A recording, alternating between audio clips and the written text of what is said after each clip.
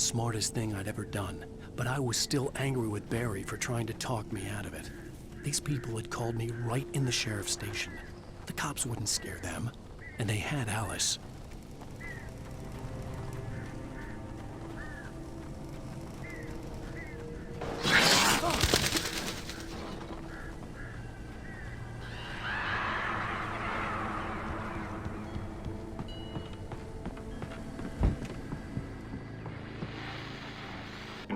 Welcome back to the show, folks. As promised, our very own Dr. Nelson has just parked his rear end in the studio. Doc, what's your Deerfest plan like? My plan? You make it sound a lot more organized than I ever seem to manage.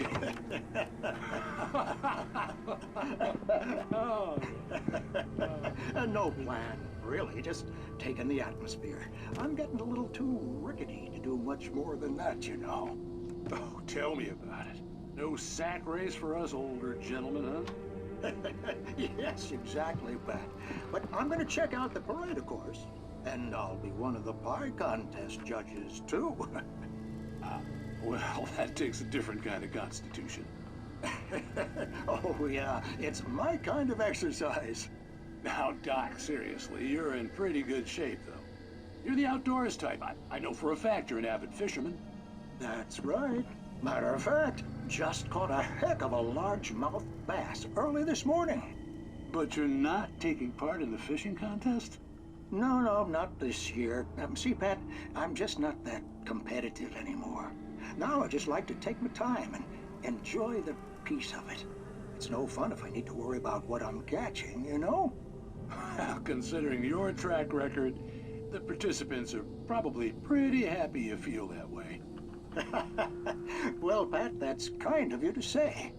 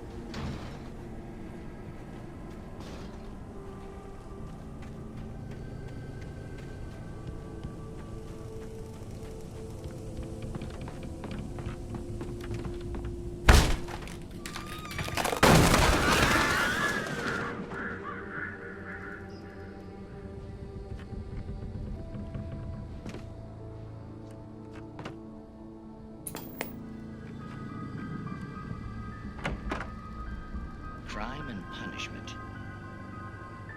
The cancer and cure of civilization. But some crimes are impossible to punish, especially in Night Springs. Tonight's episode, The Man in the Mirror.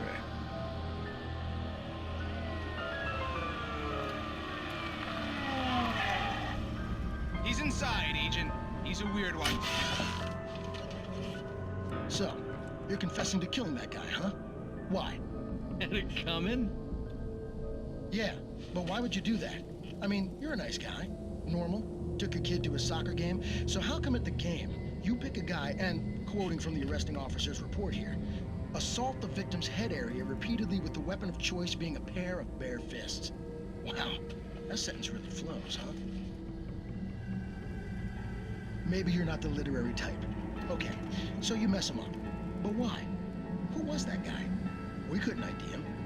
Why would a guy like you do him like that? I didn't like his face? Well, you must have hated it, because you really went to town there. I mean, there's no way to tell what he looked like. No ID on him either. That must be difficult. But then we ran the fingerprints. Got a match. Your prints. Identical. Huh, how about that? Your son said you were wearing a white shirt when you took him to the game. But the white shirt is on the dead guy. It's plenty red now. You won't get away with this. Do you really think that's in any way relevant to me? I had plenty of time to talk to my boy before the cops arrived, you know? He won't stop screaming. Am I right? You think he's ever gonna be okay? I left my mark. Believe me. You bastard. What? You gonna shoot me? What's the point? I'm going to prison. You got me. I don't understand any of this. And you never will. Don't worry. Maybe you'll see me again, Agent. Maybe in the mirror.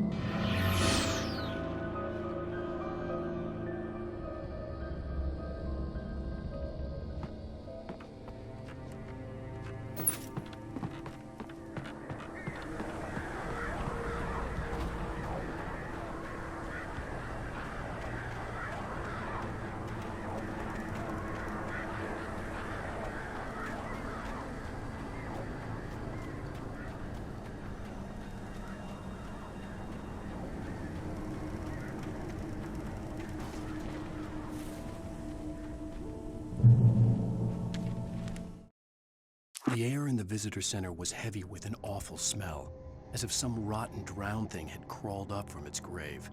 Rusty kept coughing blood. My eyes were drawn to the twisted shape of his broken leg. The attack had been vicious. Max whined in his cage. Rusty's eyes were wild with fear and terror. He gasped. "Mr. Wake, it happened just the way it was on that page."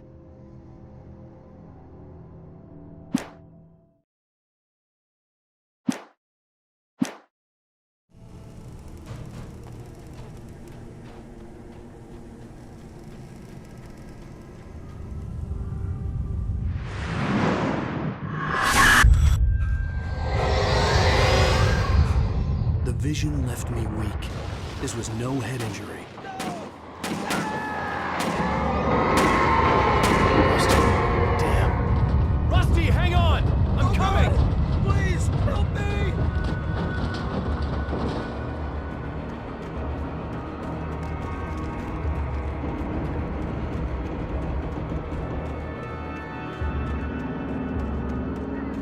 Anybody? Help me! Help me! Can you hear me? Anyone! Please help! Help me!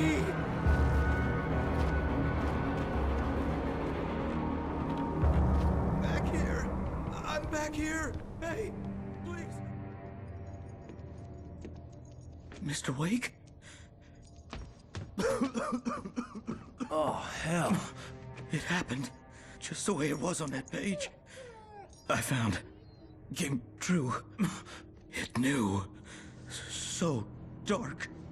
It'll come back for me. You must. The lights. In the office. I have the key. Okay, Rusty. Hang on. I'll be right back. Whatever did this couldn't be far. Rusty had found a page from the manuscript. It would help me understand what had happened. Shh. Good boy.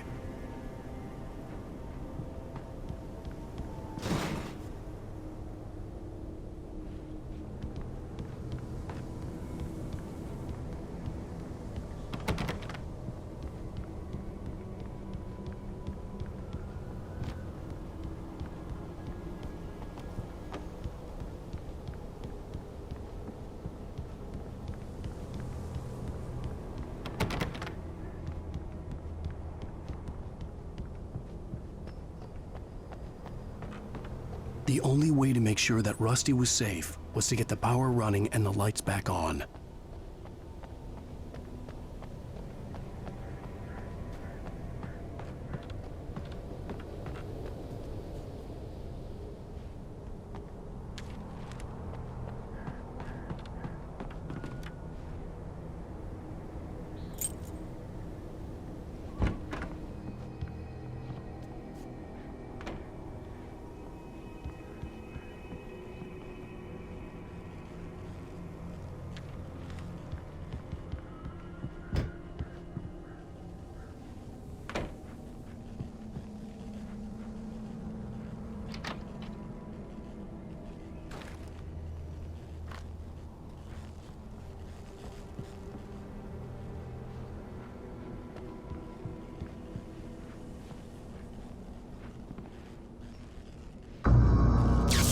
was too late.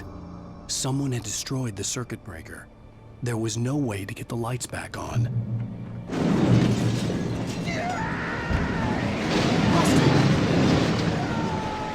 Rusty!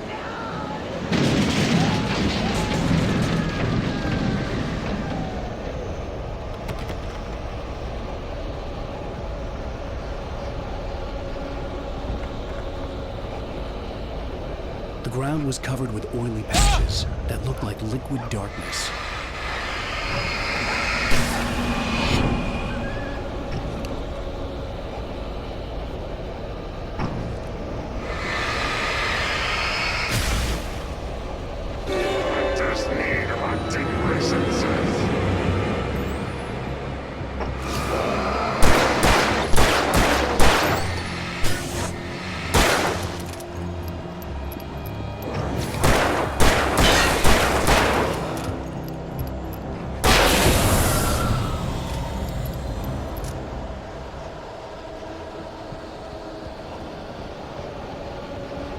Something had torn a mammoth-sized hole in the wall.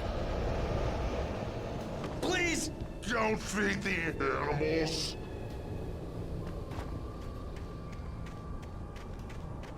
Fishing! For those prisoners who purchase a park license, obey at all times. Rusty? Rusty, no! Two bears and wolves never approach any other wildlife closer than 25 yards. pets must be leashed. To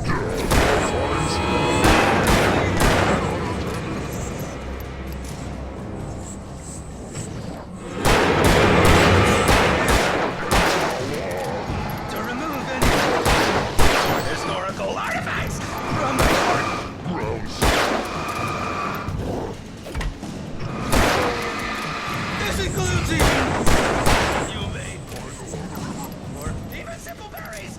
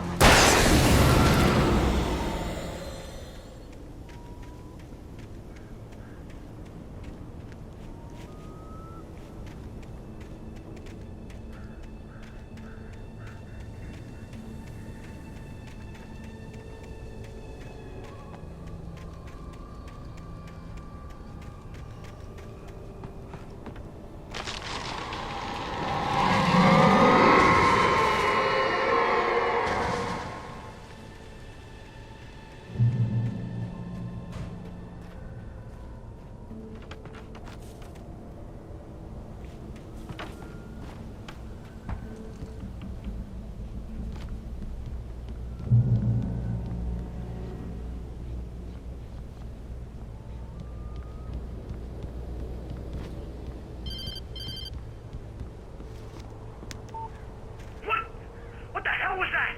I saw from the window. I saw something.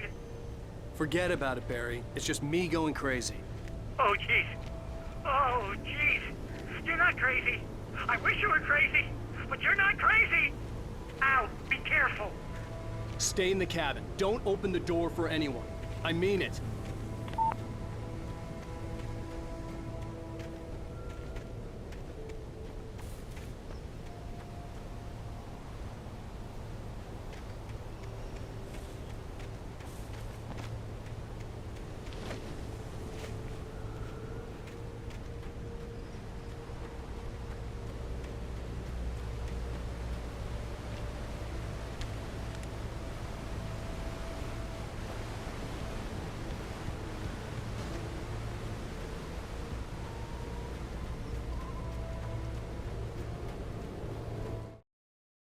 In that last instant of consciousness, Rusty thought about Rose. He was older than she was. Rose was barely out of her teens, but she made him feel young and forget what a train wreck his long-dead marriage had been. He still wore the ring. He'd been waiting for her to tell him to take it off. Now she never would.